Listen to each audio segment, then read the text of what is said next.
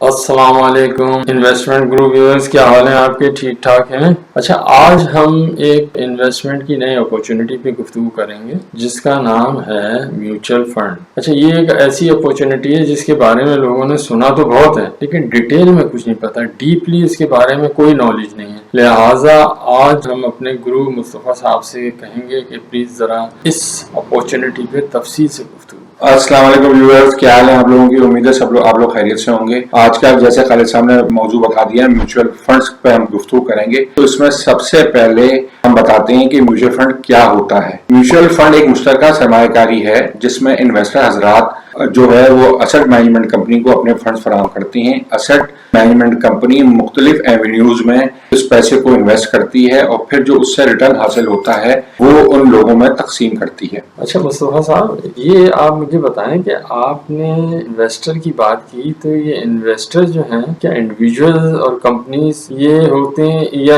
आप ये समझे कि क्या इन्वेस्टर इंडिविजुअल होता है या इसमें कंपनी भी शरीक होती है? खालिद साहब, इसमें आप इंडिविजुअल आदमी भी इन्वेस्टमेंट कर सकता है और कंपनीज भी इन्वेस्टमेंट कर सकती है। इसमें आप दोनों तरह की इन्वेस्टमेंट हो सकती है, इंडिविजुअल भी कर सकता है, कंपनीज भी कर सकता है। अच्छा, इसमें एक लफ्ज आया यूनिट, यूनिट से क्या मुराद? अच्छा, इसमें होता यह है कि जब आप अपना फंड असेट मैनेजमेंट कंपनी को प्रोवाइड करते हैं तो इस फंड्स को वो यूनिट में डिवाइड कर देता है। जब शुरू में आपका ये फंड एस्टेब्लिश होता है तो उसको वो 100 रुपए का एक यूनिट तकरीबन रख लेते हैं, कोई भी डिनोमिनेशन हो सकती है, अमूमन ये 100 रुपए का रखा जाता है। तो 100 रुपए के हिसाब से वो आपकी रकम को डिवाइड कर देती है, तो वो यूनिट बन जाती है। और फिर जितने यूनिट्स आपके पास होते हैं तो उसके हिसाब से उसका जब प्रॉफिट अनाउंस होता है तो उसके हिसाब से वो प्रॉफिट आपको डिस्ट्रीब्यूट कर दिया जाता है। मतलब इन्वेस्टर हजरात को, चाहे वो कंपनीज हो चाहे वो इंडिविजुअल हो, तो उनको वो डिस्ट्रीब्यूट कर दिया जाता है। अच्छा, फर्स्ट कह रहे मैंने 10,000 रुपए दिए, ठीक है ना, म्यूचुअल फंड में जमा करवाए, अपने इन्वेस्ट किए, तो मुझे कितने यूनिट मिलेंगे? अब आप 10,000 को 100 से डिवाइड कर लें तो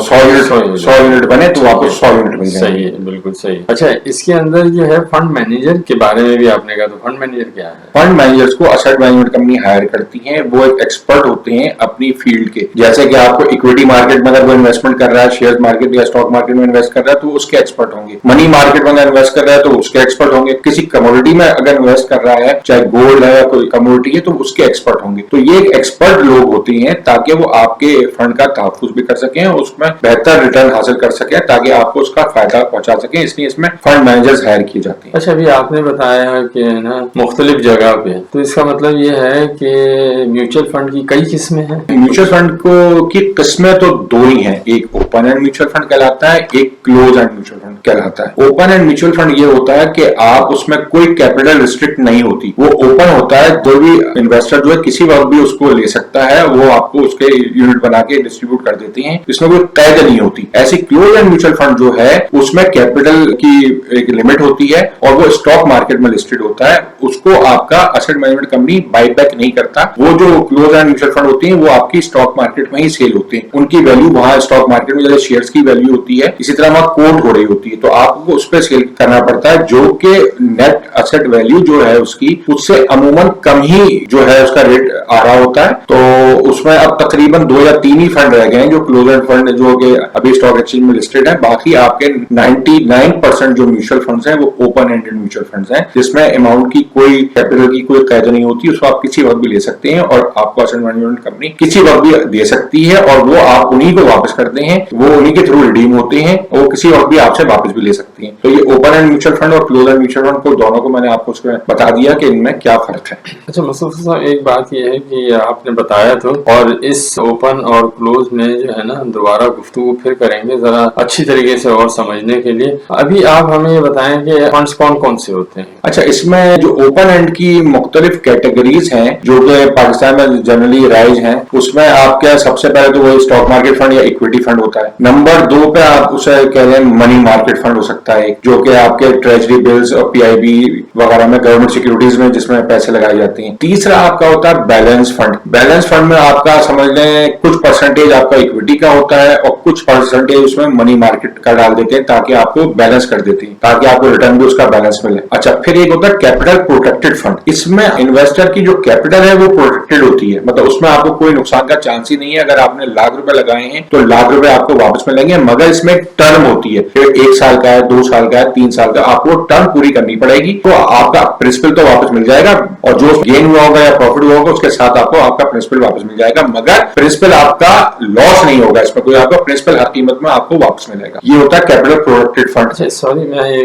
पूछूं, जैसे ये है, इसके अंदर आपने जो बताया कैपिटल का, तो इसके अंदर मुनाफे का क्या है दूसरे जो फंड्स हैं उसके मुकाबले में, क्योंकि इसके अंदर रिस्क कम है, तो क्या मुनाफा भी दूसरों के मुकाबले में कम होता होगा इसमें? इसमें सूरत ये होती है, जनरली इसको वर्क जो फंड मैनेजर्स करते हैं वो तकरीबन आपका 25% जो है वो इक्विटी मार्केट में लगाते हैं और 75% फिक्स इनकम सिक्योरिटीज में लगाते हैं, या ट्रेजरी बिल्स वगैरह होते हैं, पीआईबी होते हैं, या आपका बैंक्स के डिपॉजिट स्कीम हो गई। तो आपको वो जो है वो तो आपका सिक्योरिटी होता है, उसमें कोई नुकसान हो नहीं सकता। तो वो आपके पीरियड के बाद उसको वो आपको ज्यादा, अगर 2 साल बाद होता है तो 75% का 100% रिटर्न उसमें आ चुका होता है। 1 साल का रिटर्न ही आपका 20% है आजकल। तो वो आपका तकरीबन कवर होता है। तो वो आपको प्रोटेक्टेड फंड इसलिए कहती हैं कि आपका प्रिंसिपल तो उन्होंने सिक्योर कर लिया आपकी उस इन्वेस्टमेंट से जो कि आपकी पीआईबी या ट्रेजरी बिल्स में लगी हुई है या किसी बैंक के इन्वेस्टमेंट में लगी हुई है, और बाकी 25% पे वो रिस्क लेते हैं इक्विटी मार्केट में इन्वेस्ट करके। अगर इक्विटी मार्केट या स्टॉक मार्केट आपकी अच्छी चलती है, अच्छा गेन बना रही है, तो आपको उसके साथ साथ जो आपके फिक्स रिटर्न जो आपका तकरीबन 20% आजकल चल रहा है, वो साथ में 25% जो इक्विटी मार्केट में लगा हुआ है उसका रिटर्न ऐड हो जाता है, तो रिटर्न इसका भी अच्छा बन जाता है। अगर इक्विटी मार्केट परफॉर्म नहीं कर रही है तो फिर इसका रिटर्न आपका वही बनेगा तकरीबन जो कि आपको या पीआईबी जिस तरह बन रही है उसी तरह रिटर्न मिलेगा। तो इतना अच्छा रिटर्न नहीं होगा, बस ये नॉर्मल रिटर्न आपको उसमें भी मिल जाएगा। अच्छा, इसमें अभी आपके खालिद साहब हम आपको बात कर रहे थे अब तक कि इसमें जो कैटेगरी आपकी म्यूचुअल फंड की बता रहे थे वो हम पहुंचे थे अभी कैपिटल प्रोटेक्टेड फंड पर, जिस पर आपने ये सवाल कर लिया। इसके बाद आपके शरिया कंप्लायंट फंड जो कि इस्लामिक फंड आपके कहलाते हैं वो भी इसमें होते हैं, और एक इसमें आखिरी जो है कैटेगरी में और बता दूं उसमें आती है वॉलंटरी पेंशन स्कीम। ये एक स्कीम होती है जिसमें लोग पेंशन मतलब रिटायरमेंट की उम्र तक पैसे इन्वेस्ट कर सकते हैं और रिटायरमेंट की बाद इसमें एनकैश हो जाते हैं, जिसमें आपको एक बेहतर बेनिफिट या रिटर्न हासिल हो सकता है। अच्छा, ये पेंशन जो है ये क्या लमसम सारे पैसे एक साथ दे दिए जाते हैं, क्या इसको भी मंथ वाइज आपको पेमेंट होती है? देखिए, ये अगर आप ने इसमें इन्वेस्ट किया है तो आपके जैसे आप 61 ईयर्स में आएंगे, रिटायरमेंट आपकी हो चुकी होगी, तो इसमें 50% अमाउंट तो फौरन आपको रिफंड कर दी जाएगी, फौरन आपके पास आ जाएगी, उसको आप जैसे भी इन्वेस्ट करना चाहें। बाकी जो 50% अमाउंट बचती है वो आपको किसी मंथली पेंशन फंड में डालनी पड़ेगी जिसमें आपको मंथली रिटर्न मिलेगा। और अगर आप उसको भी एनकैश करना चाहते हैं, अगर वो भी लेना चाहते हैं, तो फिर आपका 3 साल का एवरेज टैक्स का जो रेट है वो आपको पे करना पड़ेगा, तो फिर उसके बाद वो भी आपको रिफंड पैसे मिल जाएंगे। इसलिए कि पेंशन फंड में सबसे बड़ा बेनिफिट यही होता है, जब आप इन्वेस्ट कर रहे होते हैं तो उसमें आपको टैक्स क्रेडिट भी मिलता है। और अगर आप सैलरीड पर्सन है तो आप अपने एचआर को बता सकते हैं कि ये मैंने इन्वेस्टमेंट की है, तो वो आपको उसमें आपके जो टैक्स एट सोर्स कट रहा है वो उसमें माइनस करके उसको काटेंगे और आपको टैक्स में सेविंग हो जाएगी। अच्छा, इसमें जो है प्रॉफिट का जो डिस्ट्रीब्यूशन है वो किस तरह से? देखिए, इसमें प्रॉफिट की डिस्ट्रीब्यूशन जो है ना, कुछ फंड इसमें ऐसे भी हैं जो डेली कर रहे होते हैं, कुछ फंड ऐसे हैं जो कि आपके मंथली कर रहे होते हैं। और अगर ये 2 तरह के फंड हो गए। अच्छा, अब अगर आपको फौरी तौर पर इसका प्रॉफिट लेना है तो आप इसको सेल कर देते हैं, अपने यूनिट बेच देते हैं एसेट मैनेजमेंट कंपनी को, तो उसमें आपको गेन जो कैपिटल गेन मिल जाता है, या अगर आप डिविडेंड लेना चाहें तो डिविडेंड मिल जाता है और फिर ये आपके अकाउंट में क्रेडिट हो जाता है। तो वो आपका जितना उसमें अकोमोडेट हुआ होता है, आपकी नेट एसेट वैल्यू जो आपकी यूनिट की बढ़ी हुई होती है वो आपको उसमें गेन मिल जाता है और आपके अकाउंट में वो टोटल अमाउंट आपकी क्रेडिट हो जाता है। अच्छा सफर साहब, आपने ये नेट एसेट वैल्यू का जिक्र किया, तो ये क्या होता है? खालिद साहब, नेट एसेट वैल्यू नेव ये जो है म्यूचुअल फंड्स की डेली कैलकुलेट होती है और इसकी वैल्यूएशन एक तरह से आपकी जो भी आपका म्यूचुअल फंड है उसकी वैल्यू बता रही होती है। इसकी कैलकुलेशन का तरीका ये है कि आपकी जो भी मार्केट वैल्यू इन्वेस्टमेंट की है उसको लिया जाता है, उसमें से जो लायबिलिटी होती है म्यूचुअल फंड की वो माइनस किया जाता है और नंबर ऑफ यूनिट कितने होते हैं उससे डिवाइड कर दिया जाता है, तो ये आपकी नेट एसेट वैल्यू निकल आती है। उस म्यूचुअल फंड की नेट एसेट वैल्यू मतलब एक यूनिट की नेट एसेट वैल्यू निकल आती है। तो इसको कंपैरिजन किया जाता है या उसकी अर्निंग देखी जाती है। तो आपने जब लगाया था वो 100 रुपए का है, आप उसको 1 महीने बाद देख रहे हैं तो 101 रुपए या 102 रुपए का हो गया, तो इसका मतलब है आपको उसमें 2 रुपए जो है आपके बढ़ गए हैं, तो आपका प्रॉफिट है। नेट एसेट वैल्यू जो है वो डेली कैलकुलेट करके म्यूचुअल फंड अपनी साइट्स पे, तो आपकी वेबसाइट है वहां पे डाली जाती है, तो आप उसको वहां मॉनिटर कर सकते हैं डेली बेसिस पे। तो उसके साथ साथ म्यूचुअल एसोसिएशन जो है म्यूचुअल फंड की एसोसिएशन ऑफ पाकिस्तान, उसकी वेबसाइट पे जाके आप इसको डेली देख सकते हैं आपके फंड की कारकर्दगी क्या है, डेली उसमें कितनी मूवमेंट हो रही है, उसमें सब चीजें आपको पता चल जाती हैं। अच्छा मुस्तफा साहब, ये जो हमारा फंड एसेट मैनेजमेंट कंपनी जो है, ये हमसे कोई चार्जेस भी लेती है हमारे इन्वेस्टमेंट के ऊपर? देखिए, बिल्कुल कोई चीज भी पाकिस्तान में आज तक फ्री तो कोई भी नहीं है, हर चीज के चार्जेस तो होते ही हैं। ये जब भी आप इन्वेस्टमेंट करते हैं तो फ्रंट एंड लोड लगता है आपके ऊपर। ये आपकी इन्वेस्टमेंट जितने की आप कर रहे हैं तो उसका एक परसेंटेज होता है। अमूमन ये मैक्सिमम जो है वो 3% होता है। ये हर म्यूचुअल फंड के ऑफरिंग डॉक्यूमेंट्स में लिखा हुआ होता है कि आप 3% तक चार्ज कर सकते हैं। अच्छा, जनरली जो है आपका मनी मार्केट फंड वगैरह जो है इसमें वेव हो जाता है ये, और फंडों में भी आपका जो एसेट मैनेजमेंट कंपनी है वो वेव कर सकती है। अगर इसके लिए जब भी आप ये इन्वेस्टमेंट करें तो अपने इन्वेस्टमेंट एडवाइजर से इस पे बात करें कि आप इसको वेव कर सकते हैं, इसकी परसेंटेज कम कर सकते हैं, तो आपको इंशाल्लाह इस पे कामयाबी होगी और आप अपने एक्सपेंसेस को रिड्यूस कर सकते हैं या बिल्कुल वेव ऑफ करा सकते हैं। इसमें जनरली जो होता है ना कि अगर आपका बिल्कुल जो भी बैंक है उसी का म्यूचुअल फंड भी आप लेना चाह रहे हैं, सेम बैंक का सेम एसेट मैनेजमेंट कंपनी जो है उसका कोई म्यूचुअल फंड आप इन्वेस्टमेंट करना चाह रहे हैं, तो जनरली वो आपको वेव कर देते हैं।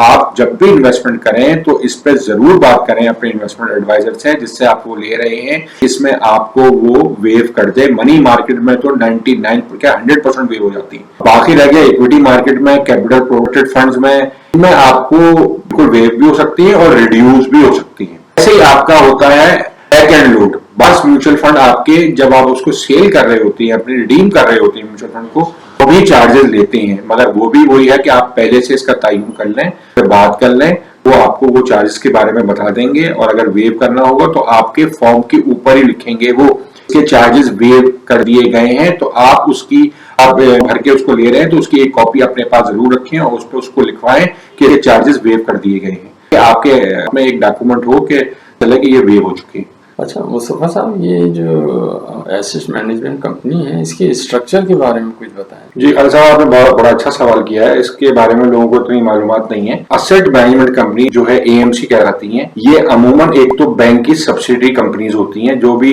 बैंक हैं बड़े वाले उनकी सबकी एसेट मैनेजमेंट कंपनियां सेपरेट बनी हुई हैं। अच्छा, ये रजिस्टर्ड होती है एससीसीपी से, इसको गवर्न करता है एससीसीपी। तो और इसके साथ साथ एएमसी है वो अपना एक एग्रीमेंट करती है ट्रस्टी के साथ, एक इसमें ट्रस्टी का भी होता है, जो कि सारी एसेट जो उसके मैनेज करता है वो ट्रस्टी करता है। और जनरली आपका ट्रस्टी जो है वो सीडीसी ट्रस्टी, जिसमें जो शेयर्स को भी आपका सीडीसी में आपके रखे जाते हैं वो भी उसका भी ट्रस्टी होता है। इसी तरह का वो सारे एसेट जो हैं वो कंट्रोल करता है इसका ट्रस्टी। तो एक ट्रस्ट एसेट कंट्रोल करता है और मैनेज करता है एएमसी। वो उसको बताता है कि आपने किसको पेमेंट करनी है, जो भी है वो जो मकसद होता है एएमसी का, जो भी पर्पज है वो उसको फुलफिल करवाता है कि जो सारी पेमेंट्स जो भी हैं वो उस मकसद के लिए, जिस मकसद के लिए वो म्यूचुअल फंड बना है, उस मकसद को पूरा करने के लिए उसका तो तकमील तक पहुंचाता है वो उसको। और आपके जो चेक होते हैं वो भी सीडीसी ट्रस्टी के नाम पे बनते हैं। जब भी आप इन्वेस्टमेंट करते हैं तो वो एएमसी के नाम पे नहीं बनते, वो सीडीसी ट्रस्टी के नाम पे बनते हैं, अगर उसका ट्रस्टी सीडीसी है, क्योंकि जनरल म्यूचुअल फंड का ट्रस्टी सीडीसी होता है। कोई बैंक भी ट्रस्टी हो सकता है और इदारे भी ट्रस्टी हो सकते हैं। अच्छा, ये भी एचसीपी से रजिस्टर्ड होते हैं। तो इसमें आपको मैंने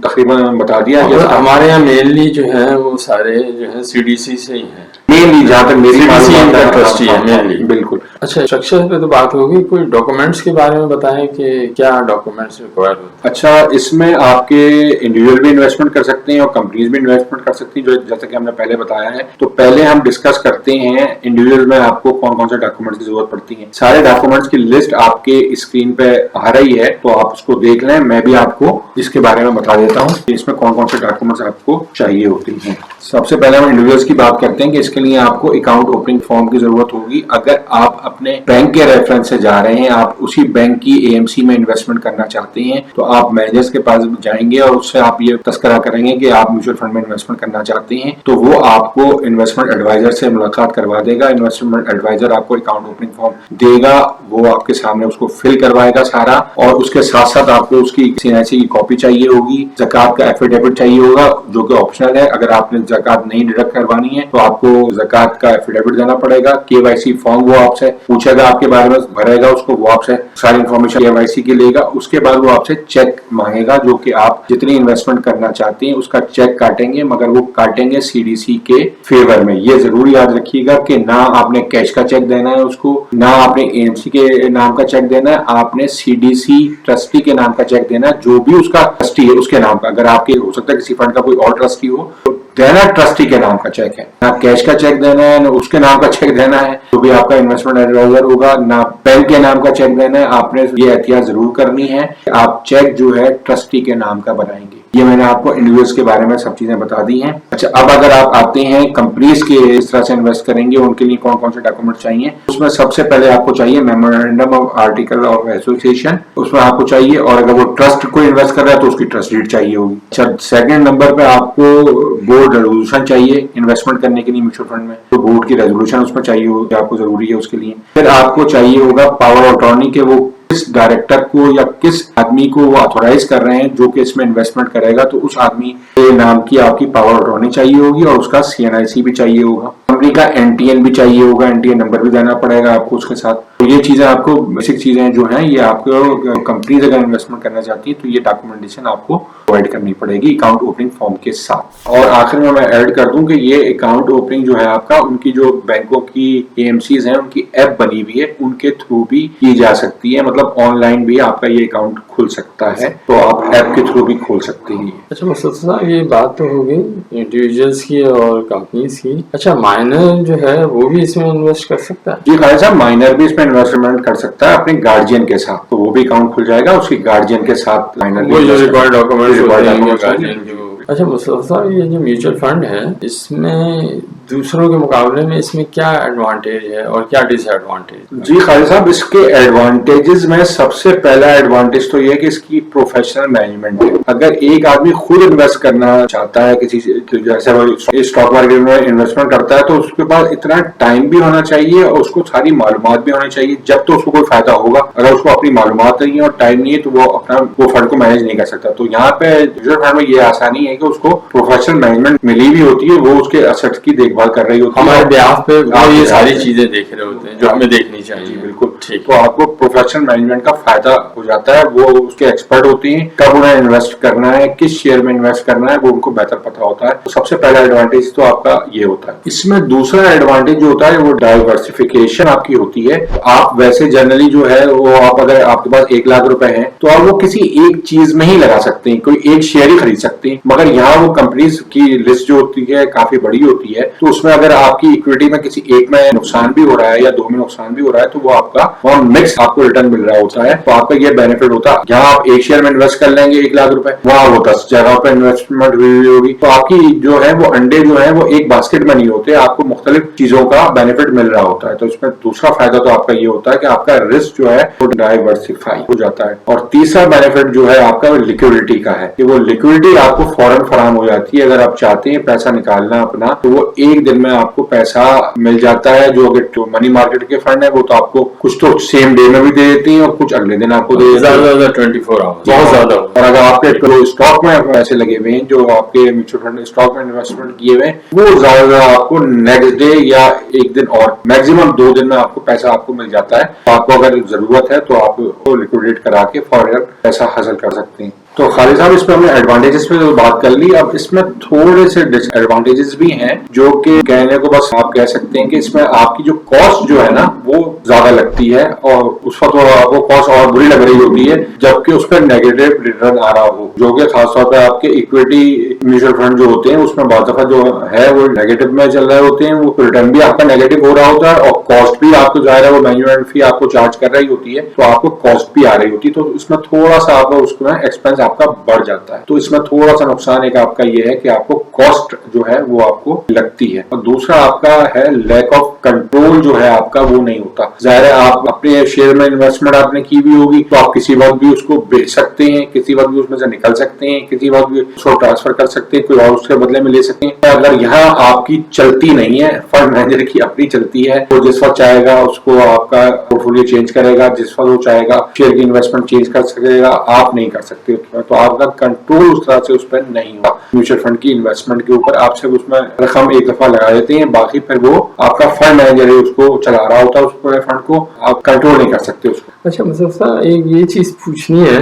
कि म्यूचुअल फंड में इन्वेस्टमेंट की किसी कम आमदनी वाले के लिए भी गुंजाइश है या साहिब सरवत ही इसमें सरमायाकारी कर सकता है? नहीं खालिद साहब, इसमें साहिब सरवत नहीं, एक छोटा इन्वेस्टर भी इसमें सरमायाकारी कर सकता है। अमूमन आपकी जो एसेट मैनेजमेंट कंपनियां हैं इनमें आपका अकाउंट 5,000 रुपए से ही खुल जाता है और बात तो इससे कम पे भी खोल देते हैं, तो इसमें छोटा इन्वेस्टर भी इन्वेस्ट कर सकता है और रिटर्न हासिल कर सकता है। अच्छा मुस्तफा साहब, ये इस इन्वेस्टमेंट में एक बड़ी अहम चीज रहेगी, रिस्क क्या इन्वॉल्व है? खालिद साहब, इसमें दायरे हर इन्वेस्टमेंट में कुछ ना कुछ तो जरूरी होता है, तो म्यूचुअल फंड की इन्वेस्टमेंट में भी रिस्क मौजूद है और इस रिस्क को हम 3 चीजों में डिवाइड कर सकते हैं, एक मार्केट रिस्क, एक क्रेडिट रिस्क और तीसरा आपका इंटरेस्ट रेट रिस्क। तो सबसे पहले मैं इसमें मार्केट रिस्क पे बात करता हूँ। तो जो म्यूचुअल फंड आपकी इक्विटी के म्यूचुअल फंड होते हैं इसमें मार्केट रिस्क मौजूद है। सारे स्टॉक एक्सचेंज में प्राइसेस जो है वो नीचे चली जाती है, तो ये रिस्क उसमें रहता है कि आपने स्टॉक मार्केट के म्यूचुअल फंड में इन्वेस्ट किया और आपके रेट गिर गए तो आपको इसमें नुकसान का खदशा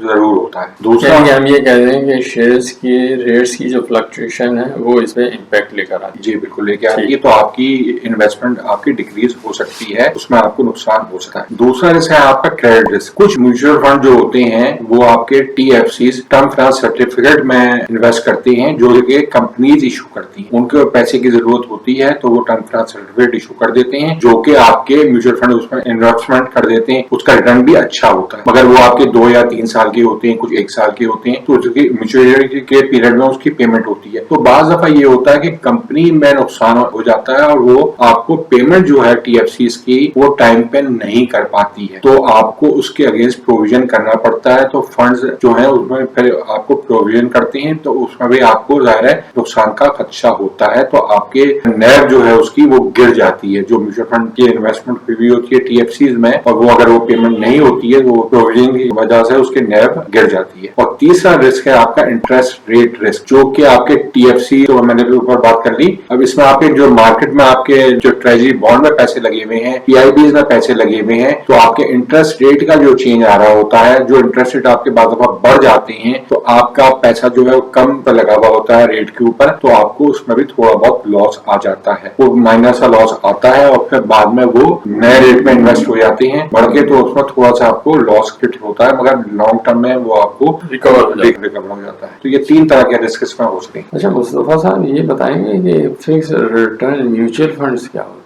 फिक्स रिटर्न म्यूचुअल फंड्स भी आजकल मार्केट में दस्तयाब हैं। तकरीबन तमाम बैंकों के फिक्स रिटर्न म्यूचुअल फंड भी आ रहे हैं जिसमें वो आपको बता देते हैं, एक फिक्स पीरियड दे देते हैं कि 3 महीने, 6 महीने और 1 साल के अमूमन ये होते हैं और उसमें उनका रिटर्न फिक्स कर देते हैं वो कि आप मैच्योरिटी के बाद उसको एनकैश करवाएंगे जब, तो वो आपको एक फिक्स रिटर्न देंगे जो आजकल 20-21% अराउंड चल रहा है। तो ये वाले म्यूचुअल फंड भी मार्केट में दस्तयाब है। अच्छा, ये जो फिक्स रिटर्न का है, इसका जो फिक्स रिटर्न लिखा हुआ है तो इसका मतलब ये है कि पहले से हमने इसको कॉन्ट्रैक्ट कर लिया है। जी, ये एक रेट का आपका कॉन्ट्रैक्ट हो जाता है और ये हर हालत में ये मिलेगा मगर मैच्योरिटी के वक्त अगर आप से करें कि बीच में कोई लॉस होता है इस फंड में, तो इस सिलसिले में क्या हमें कोई लॉस बेयर करना पड़ेगा अगर हमने फिक्स में किया है? देखिए, अगर इसकी इन्वेस्टमेंट जो होती है ये सब ट्रेजरी बिल्स के अंदर होती है तो वो आपको लॉस का तो कोई भी इसमें नहीं है। अगर इंटरेस्ट रेट आपके कम हो जाएंगे मगर जब मैच्योरिटी उनकी होगी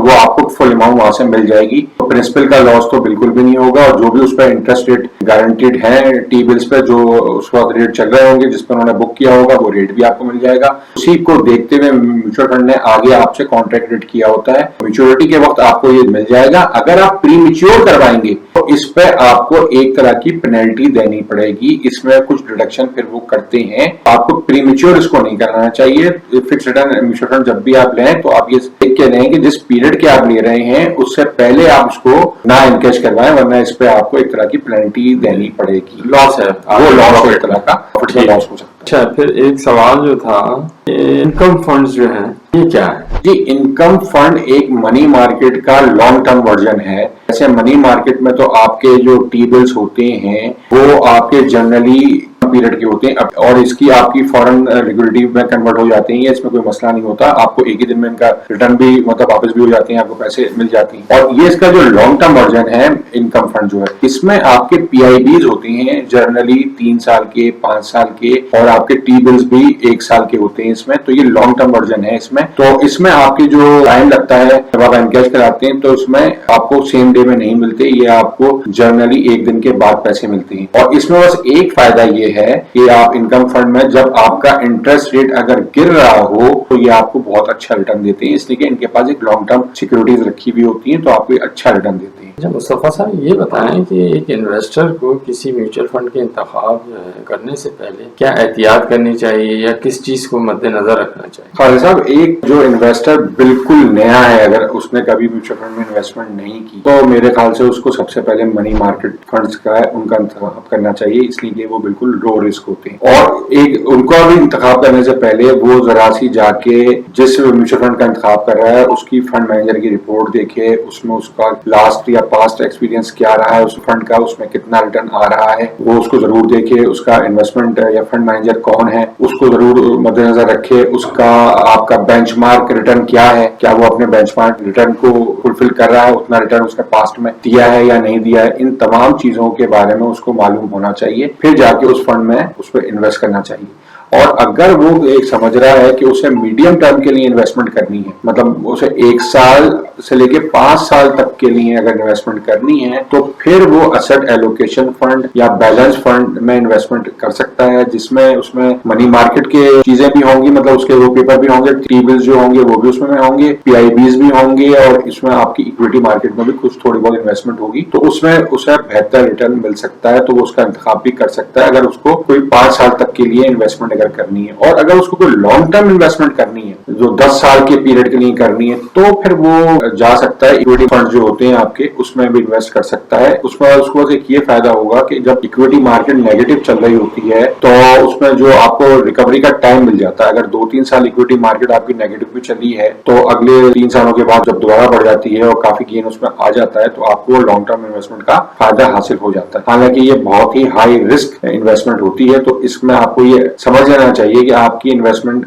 आप कर सकते हैं, ये रिस्क बर्दाश्त कर सकते हैं, और अगर ये रिस्क बर्दाश्त नहीं कर सकते आप तो फिर अपना आपका आप जो है मनी मार्केट फंड में रखें या फिर आप एसेट एलोकेशन फंड या बैलेंस फंड में अपना आपको इन्वेस्ट रखें, ताकि आपको ये जो हाई रिस्क के म्यूचुअल फंड्स हैं इसमें जो रिस्क है वो आप ना उठा पाए, मतलब उसमें नुकसान अगर हो सकता है इसमें आपको तो आप उससे बच सकेंगे। अच्छा, फंड मैनेजर रिपोर्ट जो है ये भी कुछ हेल्पफुल होती है इस काम के लिए? जी बिल्कुल, फंड मैनेजर रिपोर्ट में सारी चीजें आपकी मौजूद होती हैं। इसमें आपके ट्रेजरी बिल्स किस मुद्दत के हैं, एवरेज ट्रेजरी बिल्स की क्या पीरियड है आपके पास, पीरियड एवरेज आपको उसमें नजर आ रहा होता है कि इसकी कितने साल के जो आपके टी बिल्स रखे हुए हैं, लॉन्ग टर्म में, शॉर्ट टर्म में, ये सब आपको उसमें पता चल रहा होता है। ऐसी आपकी इक्विटी मार्केट के फंड जो होते हैं इसमें आपकी टॉप 10 कंपनीज की इन्वेस्टमेंट वो आपको दिखा रहे होते हैं, उससे आपको अंदाजा हो जाता है कि ये जो फंड है वो किन इक्विटीज में इन्वेस्ट हुआ हुआ है, तो उससे आपको देख के सारी चीजें पता जाती हैं। फिर आपको उसमें ये भी पता चल जाता है कि मेरा जो फंड मैनेजर है वो कौन है, और उसको आप चेक कर सकते हैं, उसकी पास्ट हिस्ट्री मालूम कर सकते हैं कि इसके जब भी ये जिस फंड को मैनेज करता है उसका क्या रिटर्न रहा है, उसको भी आप जाके देख सकते हैं। तो ये सारी एहतियातें अगर आप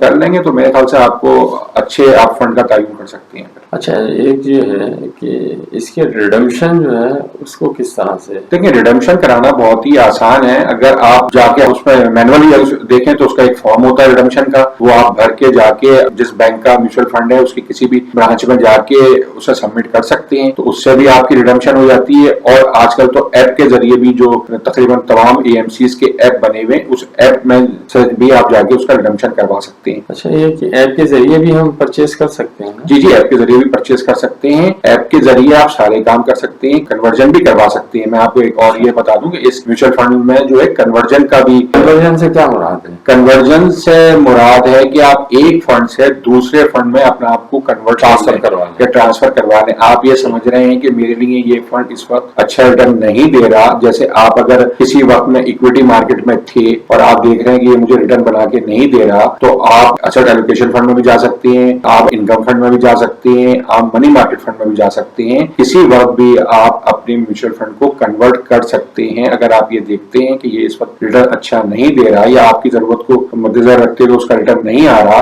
और आप समझते हैं कि मुझे किसी दूसरे फंड में अच्छा रिटर्न मिल सकता है, तो आप उस फंड को दूसरे फंड से कन्वर्ट कर सकते हैं या ट्रांसफर अपना पैसा जो है दूसरे फंड में ट्रांसफर कर सकते हैं। ये भी बहुत आसानी से हो जाता है। इसका भी अगर आप मैनुअली देखें तो आप एक फॉर्म भर के और साइन करके दे देते हैं तो भी हो जाता है, और ऐप पे जाके अगर आप करेंगे तो भी आप अपने फंड को कन्वर्ट कर सकते हैं। अच्छा मुस्तफा साहब, ये बताएं कि at the time of redemption इसमें किसी किस्म के चार्जेस या किसी किस्म का टैक्स या ज़कात की कटौती ये होती है? जी, आपको मैं बताता चलूं कि रिडेम्पशन आप जब भी करवाते हैं तो आपका इसमें आपका ऑप्शन है कि आप इसको अपने फंड को मार करवा लें, या तो वो कैपिटल गेन ले लें आप, या आप विद होल्डिंग टैक्स डिडक्ट करवा लें। यहाँ मैं आपको बताता चलूं कि आपका जो कैपिटल गेन है वो आपका लगता है 10%, और जो आपका डिविडेंड टैक्स लगता है, जो विद होल्डिंग टैक्स होता है आपका डिविडेंड का, वो होता है 15%। तो यहाँ आपको 5% का फर्क है। अगर आप कैपिटल गेन लेती हैं तो 10% रिडक्शन होगी, अगर आप लेते हैं विद होल्डिंग टैक्स कटवाते हैं तो वो आपका 15% रिडक्शन होगी। तो आपको 5% की सेविंग है कैपिटल गेन में। तो ये तो आपका करता है जब आप रिडीम करवाते हैं। अच्छा, कैपिटल गेन के बारे में आपको मैं और एक चीज बता दूं, कैपिटल अगर आपका गेन यहाँ हुआ है म्यूचुअल फंड के अंदर और आप स्टॉक मार्केट में डायरेक्टली इन्वेस्टमेंट भी करते हैं शेयर मार्केट में, और वहां आपको कोई लॉस हुआ हो, मतलब गेन ना हुआ हो, लॉस हुआ हो, तो वो लॉस जो है इस कैपिटल गेन के साथ नेट हो जाता है और एडजस्ट हो जाता है। तो और वो आपकी जो है स्टॉक एक्सचेंज में जो आपकी नेशनल क्लियरिंग होती है वो ऑटोमेटिक खुद कर देती है, आपको कुछ करने की जरूरत नहीं पड़ती। वो आपका जो CIC नंबर है उससे वो आपकी ट्रैकिंग कर रही होती है। तो वो जब देखती है कि एक जगह आपका लॉस आ रहा है शेयर मार्केट में और यहाँ आ रहा है गेन, तो वो आपको नेट कर देती है और आपके म्यूचुअल फंड के अकाउंट में किसी वक्त भी आपको वो क्रेडिट मिल जाता है। तो ये आपकी टैक्स पेयर के लिए बड़ी आसानी है कि आप 3 साल तक जो लॉसेस हैं अपने, आप इसके साथ जो है नेट ऑफ कर सकते हैं या एडजस्ट करवा सकते हैं। तो एक ये बड़ा फायदा है आपको कैपिटल गेन टैक्स लगवाने के लिए। तो एक तो वैसे ही आपको 10% करता है, 5% की यहाँ आपकी सेविंग हो जाती है, और फिर आप उसके अपने लॉसेज जो आपकी हैं वो भी आप उससे नेट ऑफ कर सकते हैं या इससे एडजस्ट कर सकते हैं। और दूसरा, अगर आप कहते हैं कि मुझे आप डिविडेंड दें, तो डिविडेंड पे विदहोल्डिंग टैक्स का रेट है 15%, तो वो 15% कटेगा। तो मेरे ख्याल से तो आपको वो जब आप ये म्यूचुअल फंड ले रहे होते हैं तो उसी वक्त ये ऑप्शन अपने इन्वेस्टमेंट एडवाइजर को बता दें कि आप मुझे जो है वो कैपिटल गेन टैक्स इस पे लगाएं, आप इसमें आप मुझे विद होल्डिंग टैक्स नहीं काटिएगा। तो वो आपसे एक फॉर्म साइन करवाता है इसका भी, ताकि आपकी उसको ये पता चल जाए कि आप क्या चाहते हैं। तो वो उसको डॉक्यूमेंट करता है और आपसे उसका एक फॉर्म होता है वो साइन करवा लेता है, तो फिर वो आपके लिए कैपिटल गेन ही डायरेक्ट होता है। तो आपको इसमें ये आसानी होती है। ज़कात का जहां तक आपने सवाल किया, ज़कात तो आपकी हर चीज पे एज पर रूल्स लगती है, इसमें भी लगती है, और अगर वही आप इसमें भी CZ50 दे देते हैं अगर, तो आपकी इसमें ज़कात नहीं कटेगी। तो ये आपके लिए ज़कात से आप बच सकते हैं, आप खुद ज़कात दे सकते हैं अगर आप चाहते हैं, तो आप वो भी ऑप्शन अडॉप्ट कर सकते हैं। खालिद साहब, इसमें मैं एक आपको एडिशनल चीज भी बता दूं कि आप ये जो भी टैक्स के बारे में जो भी चीजें हमने बताई हैं, इस पे आप अपने इनकम टैक्स एडवाइजर से जरूर मशवरा करें, उसको ये बताएं कि ये हम करना चाहते हैं, तो ये चीजें जो है वो आपको बता देगा कि ये सारी चीजें हो सकती हैं। उस पर एक ओपिनियन उससे जरूर ले लें। उसकी गाइडेंस जरूरी है जो आपका टैक्स एडवाइजर है, ताकि आपको हर चीज क्लियरली पता चल जाए। अच्छा मुस्तफा साहब, आपने म्यूचुअल फंड पे जो डिविडेंड है उसके ऊपर फाइलर का जो टैक्स है उसका रेट बता दिया आपने, इसी तरह कैपिटल गेन पे भी बताया जो कि 15 और 10% रेस्पेक्टिवली है। अच्छा, इसी तरह आप जरा प्लीज नॉन फाइलर का भी बताएं। खालिद साहब, जैसे हमने फाइलर का बताया कि अगर वो डिविडेंड लेना चाहता है तो उसको 15% टैक्स करता है, तो अगर वो नॉन फाइलर है तो वो 15 के बजाय 30% कटेगा। ऐसे अगर वो ऑप्ट करता है कैपिटल गेन टैक्स को, तो आपका फाइलर का है 10% और नॉन फाइलर का है 20%। दोनों रेट डबल हो जाते हैं, जो डिविडेंड में भी 15 से 30% हो जाता है और कैपिटल गेन में 10 से 20% हो जाता है। तो फाइलर और नॉन फाइलर में डबल का तकरीबन फर्क है। अच्छा मुस्तफा साहब, ये बताएं कि ओवरसीज पाकिस्तानी है वो भी भी इस म्यूचुअल फंड से फैजियाब हो सकता है कि नहीं? जी बिल्कुल, ओवरसीज पाकिस्तानी या नॉन रेजिडेंट पाकिस्तानी जो भी हैं वो इस म्यूचुअल फंड्स में इन्वेस्टमेंट कर सकें। इसमें आप बड़े आसानी से वो लोग भी इन्वेस्टमेंट कर सकते हैं। अच्छा, ये जो रिटर्न है ये गारंटीड होता है क्या? जी, म्यूचुअल फंड का रिटर्न गारंटीड सिर्फ फिक्स जो आपके डिपॉजिट्स के हैं या फिक्स म्यूचुअल फंड रिटर्न वाले जो है म्यूचुअल फंड है उनमें गारंटीड होता है, वो भी मैच्योरिटी के वक्त, जो हमने पहले भी डिस्कस किया है। बाकी किसी फंड में कोई गारंटीड रिटर्न नहीं होता। अच्छा मुस्तफा साहब, ये बताएं कि ये जो म्यूचुअल फंड हैं इनकी परफॉर्मेंस चेक करने के लिए कोई ऐसी साइट है जिससे हमें गाइडेंस मिल सके कि भाई हमने कोई चूज करना है तो हम उस साइट पे जाएं और वहां से कोई कंपैरिजन भी मिल जाए वहां पे हमें, और उनकी जो परफॉर्मेंस डे बाय डे हो रही है उसके ऊपर भी हमें कुछ मालूमात मिल जाए? खालिद साहब, इस पे एक वेबसाइट है, म्यूचुअल फंड एसोसिएशन की अपनी एक वेबसाइट है mufab.com.pk। इस पे आप जाएंगे तो आपको जितने म्यूचुअल फंड्स हैं कैटेगरी वाइज उसमें आपको मिल जाएंगे, और उसमें आपको year to date return, month to date return, 1 day return, 30 day return, 90 days return, 180 days return और 365 डेज रिटर्न सारे आपको एक साथ मिल जाएंगे। तो आप किसी भी फंड की परफॉर्मेंस अगर देखना चाहते हैं तो वहां जाके देख सकते हैं कि पूरे साल में इसने क्या रिटर्न दिया है, और एक दिन तक का भी उसमें आपको मिल जाएगा कि लास्ट डे उसने क्या रिटर्न दिया है। उसके साथ साथ आप उसी कैटेगरी के दूसरे फंड्स को भी कंपेयर कर सकते हैं कि दूसरे फंड आपको क्या रिटर्न दे रहे हैं और आपके फंड ने क्या रिटर्न दिया है। तो आप अपना डिसीजन इसको देख के भी ले सकते हैं और आसानी से कंपेयर कर सकते हैं। अच्छा मुस्तफा साहब, ये जो आपने बताया वेबसाइट पे सारी मालूमात है म्यूचुअल फंड के बारे में, तो ये कैटेगरी वाइज है या मिक्स है? देखिए खालिद साहब, इसमें जो आपकी हमने म्यूचुअल फंड एसोसिएशन की वेबसाइट का तस्करा किया है, जिसमें हमने आपको बताया है कि इसमें आपका एक दिन की नैब से लेके 365 दिन के आपके जितने भी रिटर्न आ रहे होते हैं वो सब इसमें आपको मिल जाते हैं कि 1 डे रिटर्न कितना है और 365 दिन में या एक साल में आपने कितना रिटर्न इसमें कमाया है। वो सारी चीजें इसमें आपको नजर आ रही होती है, वाज़ेह तौर पर आप देख सकते हैं। अच्छा, मैं इसमें आपको ये बताना चलूं कि ये आपकी कैटेगरी वाइज होता है, ये कोई मिक्स नहीं होता है। इसमें सबसे पहले आपकी मनी मार्केट की कैटेगरी आती है। तो मनी मार्केट में जितने भी आपके फंड्स आ रहे होते हैं वो सारे उसमें होते हैं, ए से शुरू होकर आपके एंड तक आ रहे होते हैं, जेड तक जितने भी बैंक है उसी हिसाब से अल्फाबेटिकली चल रहे होते हैं। तो आप इसको देख सकते हैं। तो और इसमें आपको एक फायदा ये भी होता है कि आप मनी मार्केट के फंड्स अगर आप देख रहे हैं, जैसे आप जिस किसी भी कैटेगरी के फंड देख रहे हैं, तो आपको उसी में आपको कंपैरिजन भी नजर आ जाएगा। जैसे अगर एक दिन की आप देख रहे हैं तो किसी फंड ने आपको शायद 20% उसका रिटर्न नजर आ रहा हो आपको, और दूसरे का आपको 18% नजर आ रहा हो, तो आपको ये फर्क वाज़ेह नजर आ रहा होता है। फिर ऐसे ही आप उससे ज्यादा पीरियड के देखना चाह रहे हैं तो आप कंपैरिजन भी यहाँ से आराम से कर सकते हैं। उस सबसे पहले आप जाएंगे उस कैटेगरी पे जाके अपना फंड देखेंगे। उस फंड को देखने के बाद अगर आप मवाजना करना चाहते हैं कि मेरा फंड कहाँ खड़ा हुआ है, दूसरा फंड ने क्या रिटर्न दिया है, तो आप फिर उसको मवाजना भी कर सकते हैं। और अगर आप कंटिन्यूअसली ये कर रहे हैं, हर एक आध महीने बाद 15 दिन के बाद उस रिटर्न को आप देख रहे हैं, तो फिर आप अपने फंड मैनेजर से उसका तस्करा भी कर सकते हैं कि मुझे वजह बताओ कि ये क्या हो रहा है, क्या मुझे कन्वर्जन की जरूरत है तो मैं किसी दूसरे फंड में कन्वर्ट कर लूं। तो आप उससे ये बात डिस्कस कर सकते हैं, वो आपको फिर बेहतर मशवरा देगा। या तो वो आपको कहेगा कि आप स्टे करें इसमें, आपको इसमें इंशाल्लाह अच्छा रिटर्न आगे जाके मिलेगा आपको, या अगर आप चाहते हैं तो फिर उसको डिस्कस करके कन्वर्ट भी करा सकते हैं। हाँ, तो मतलब ये है कि डिसीजन जो है अभी आपके सामने है, ये जो कंपैरिजन है उसके अंदर और सारी डिटेल में मालूमात है। इसका मतलब है कि जो इन्वेस्टर है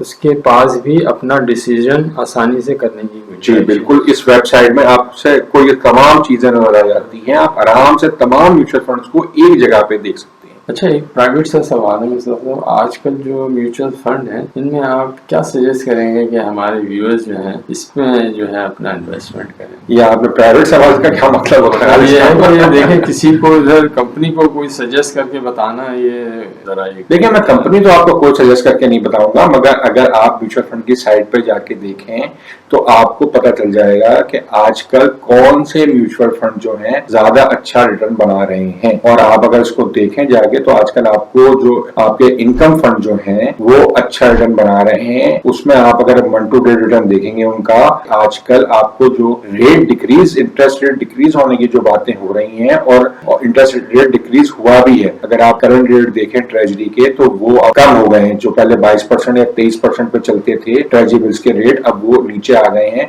और आपके जो दूसरे PIBs के रेट है 3 और 5 साल वाले वो भी खासे डिक्रीज हुए हैं। तो उनको देखते हुए इन फंड्स का रिटर्न बढ़ गया है। इसमें मैं आपको एक बुनियादी सी चीज बता दूं जो कि जनरली होती है, जब आपका इंटरेस्ट रेट गिरता है तो जिन म्यूचुअल फंड में लॉन्ग टर्म सिक्योरिटी पेपर्स पड़े हुए होते हैं, जिससे मेरी मुराद है कि लॉन्ग टर्म PIBs पड़े हुए होते हैं, तो उनका रिटर्न हमेशा अच्छा बनता है। तो अब आजकल का सिनेरियो जो लग रहा है उससे लग रहा है कि फ्यूचर में आपके डिस्काउंट रेट गिरेंगे तो ये आपको बहुत अच्छा परफॉर्म करेंगे और जो आपके मनी मार्केट के फंड है वो भी परफॉर्म करेंगे, मगर उनकी बनिस्बत ये वाला जो इनकम फंड जो है वो ज्यादा अच्छा परफॉर्म करेंगे। तो मेरी अपनी जाती सी राय ये है कि अगर आपके मनी मार्केट फंड में जो पैसे पड़े हुए हैं तो आप उनको इनकम फंड में ट्रांसफर करवा लें, तो वहां आपका रिटर्न बन रहा है आजकल 18, 19, 20% का। तो यहाँ आपको आने वाले वक्तों में कुछ अरसे के लिए आपको बहुत अच्छा रिटर्न भी मिल सकता है। तो आप इस गेम पर ले सकते हैं और अपने इन्वेस्टमेंट एडवाइजर से मशवरा करें, उसको इससे डिस्कस करें, चाहे हमारा हवाला देके भी डिस्कस कर सकते हैं कि क्या आपके रेट जब डिक्रीज होते हैं तो ये बढ़ता है, और फाइनली उसकी एडवाइस पे आप इसको चेंज कर लें। खाली हमारी कहने या हमारी बातों पे यकीन ना करें, उससे जरूर इस पे एडवाइस जरूर ले लें ताकि आपको कंफर्म चीज का पता चल जाए और आप इस गेम से फायदा उठा सकें। हाँ, मतलब ये है कि हमारे व्यूअर्स को ये पता होना चाहिए कि हमने सिर्फ गाइडेंस दी है, हमने कोई चीज आपको सिलेक्ट करके नहीं दी है। सिलेक्शन आपका अपना फेल है और देख के किसी से एडवाइस लेके उसको करें। जी बिल्कुल, मेरा यही मतलब है कि हम एक आपको गाइडेंस जरूर प्रोवाइड कर रहे हैं। हम ये नहीं कह रहे कि आप ये वाला म्यूचुअल फंड ले लें या ये वाला भेज दें या इससे निकल जाएं, हम आपको एक गाइडेंस प्रोवाइड कर रहे हैं। अच्छा मुस्तफा साहब, एक ये भी सवाल है कि इक्विटी म्यूचुअल फंड में एक आदमी ने इन्वेस्ट किया, दूसरे ने किया कराची स्टॉक एक्सचेंज में, ठीक है, तो इसमें से मोर प्रॉफिटेबल कौन सा है और मोर रिस्की कौन सा है, और इसी तरह से कम प्रॉफिट वाला और कम रिस्क वाला कौन सा है और क्यों है? खालिद साहब, आपने सवाल जरा सा मुश्किल सा कर दिया, मगर मैं इसका जवाब देने की कोशिश करता हूँ। देखें, एक आदमी जो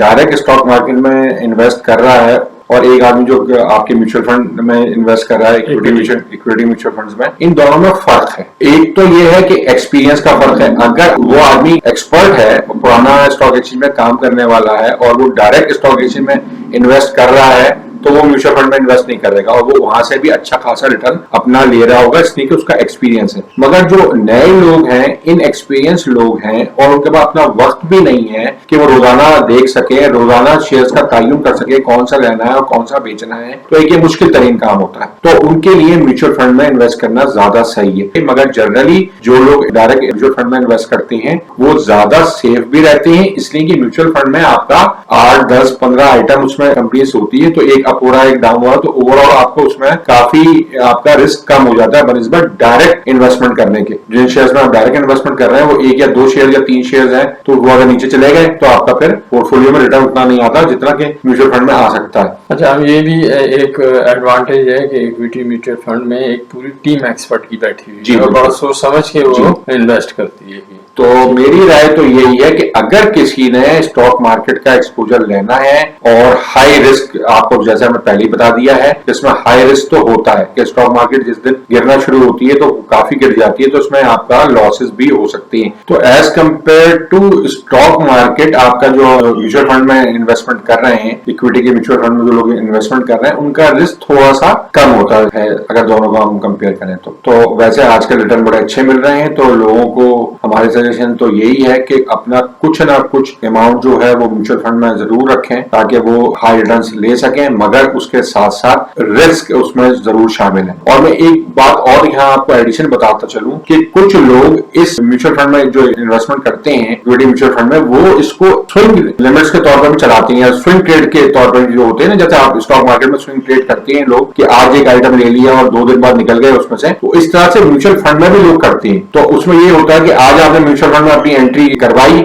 आपको लग रहा है मार्केट तेज है, तो आप 2 या 3 दिन उसमें रुके और फिर आपको लग रहा है कि अब ये डाउनवर्ड ट्रेंड हो सकता है, इंडेक्स में एडजस्टमेंट आ सकती है, तो आप उसमें से बाहर निकल गए। तो आपने 3 दिन रिटर्न ले लिया और फिर वहां से आप निकले और मनी मार्केट के फंड में चले गए। फिर थोड़े दिनों आपने उससे रिव्यू किया कि मार्केट नीचे आ गई है, एडजस्टमेंट उसने अपनी कर ली है, करेक्शन उसके अंदर आ गई है मार्केट में, अब तो आप वापस म्यूचुअल फंड में आ गए, तो आपको म्यूचुअल फंड में रेट जो है आपको थोड़ा सा कम मिलेगा, इसलिए कि मार्केट एडजस्ट हो चुकी होगी। तो आपने फिर म्यूचुअल फंड में अपनी एंट्री कर ली, फिर फिर आपने 3-4 दिन मार्केट ऊपर गई, आपने फिर उसको देखा और आपने वो गेन लिया 3-4 दिन का, और फिर आपको लगा कि मार्केट अब मैक्सिमम पे पहुंच गई है, यहाँ उसकी करेक्शन ड्यू हो गई है, तो आप उसमें से निकल के आ गए और मनी मार्केट में सेफ चले गए, ताकि आपने वोलेटाइल लेना शुरू कर दिया 3-4-5-6 दिन जो भी आपको लगता है। मगर इसमें आपको एक ये कि स्टॉक मार्केट को मॉनिटर करना पड़ेगा, आपको लोगों से डिस्कस करना पड़ेगा कि क्या सूरत हाल है, और उसके बाद आप ये डिसीजन अपने ले सकते हैं। तो इसमें एक ये एडवांटेज भी है कि आप इसको स्विंग ट्रेड जिस तरह मार्केट में आप शेयर्स में करते हैं, इस तरह से आप म्यूचुअल फंड में भी कर सकते हैं। अच्छा देखिए व्यूअर्स, ये जो भी कोई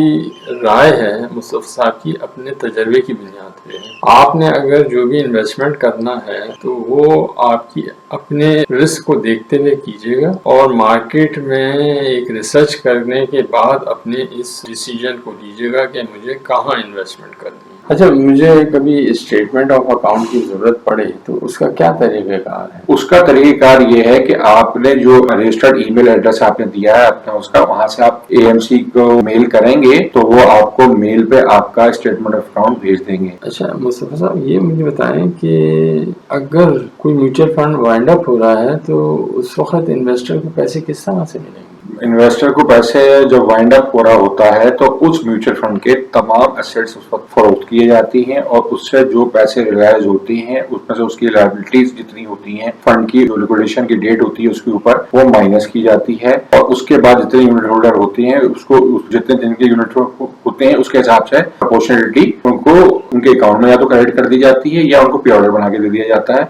ये जो है किसी किस्म की अगर कोई कंप्लेन है तो वो हम कहाँ रजिस्टर करवाएं? देखिए, पहले तो अगर आपको कोई कंप्लेन है तो आप एएमसी जो है उसकी एसेट मैनेजमेंट कंपनी उस म्यूचुअल फंड की जो है उसको ही राइटिंग में लिखें, ईमेल करें, तो मेरे ख्याल से आपका मसला हल हो जाएगा। और अगर मसला फिर भी आपका हल नहीं होता तो आप एसएससीपी को भी मेल कर सकते हैं या राइटिंग में उसको कंप्लेन कर सकते हैं। अच्छा मुस्तफा साहब, मेरे ख्याल से हमने काफ़ी डिटेल में बात कर ली है, और मैं आपसे ये चाहूँगा कि ज़रा इख्तितामी कदमात आप अदा करें। जी खालिद साहब, इस म्यूचुअल फंड के बारे में हमने एक तफसीली वीडियो ये बनाई है। इसमें हमने आपको जो म्यूचुअल फंड की डेफिनेशन बताई है, इसमें टाइप्स ऑफ म्यूचुअल फंड्स क्या होते हैं वो बताया है, कैटेगरीज ऑफ म्यूचुअल फंड क्या होते हैं वो बताया है, स्ट्रक्चर ऑफ एएमसीज के बारे में तफसीली गुफ्तगू की है, एडवांटेजेस डिसएडवांटेजेस म्यूचुअल फंड्स के क्या है उसके बारे में तफसीली गुफ्तगू की है, लोगों को बताया कि इसमें रिस्क क्या हो सकता है म्यूचुअल फंड की इन्वेस्टमेंट में, और आपका तमाम प्रोसीजर इसमें हमने बताया है। अकाउंट ओपनिंग से लेके रिडम्पशन तक का प्रोसेस हमने आपको उसमें बताया है। टैक्स के क्या बेनिफिट्स हैं इसमें, कैपिटल गेन क्या होता है, डिविडेंड टैक्स क्या होता है, वो सब चीज हमने आपको तफसीली बताई है। तो हम ये चाहते हैं कि आप इस वीडियो को तफसील से देखें और कंटिन्यू करें, पूरी वीडियो एक साथ देखें ताकि आपको म्यूचुअल फंड के बारे में ठीक से मालूमात हासिल हो सके। अपने इसी पैगाम के साथ हम अपनी इस वीडियो का इख्तिताम करते हैं, और आप हमारे इस चैनल को सब्सक्राइब करें, वीडियो को लाइक करें और दूसरों से शेयर करें ताकि लोग उससे ज्यादा फायदा उठा सकें। खुदा हाफिज। खुदा हाफिज।